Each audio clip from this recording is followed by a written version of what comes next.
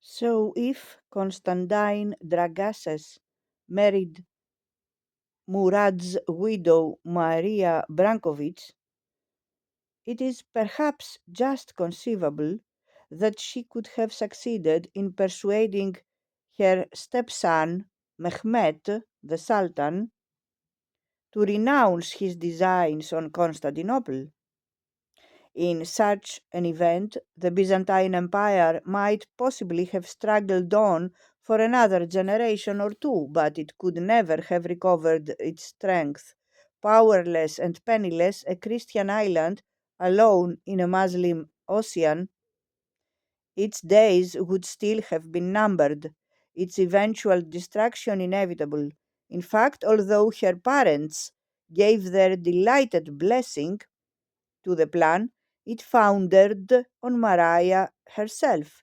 She had sworn an oath, she explained, that if ever she escaped from the infidel, she would devote the rest of her life to celibacy, chastity, and charitable works. Subsequent events were all too soon to justify her resolution.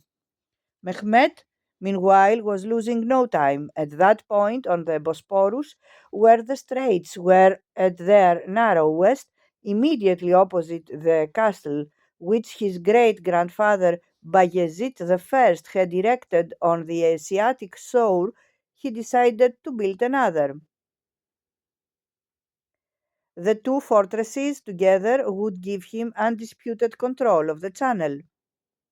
It was true that the land on which this new castle was to stand was theoretically Byzantine, but, as Mehmet pointed out, he could not help that. In the early spring of 1452, all the churches and monasteries in the immediate neighborhood were demolished to provide additional building materials, and on 15 April the construction work began. 19.5 weeks later, on 31st August, the great castle of Rumeli Hisar was complete, looking essentially the same as it does today. The Sultan then mounted three huge cannon on the tower nearest the shore and issued a proclamation that every passing ship, whatever its nationality or provenance, must stop for examination.